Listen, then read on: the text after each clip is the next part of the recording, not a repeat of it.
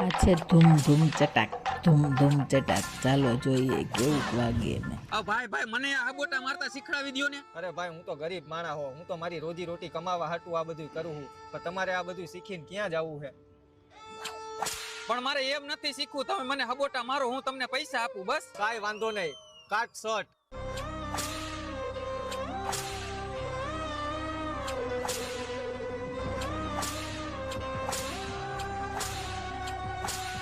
બસ બસ ભાઈ હવે આટલું બસ.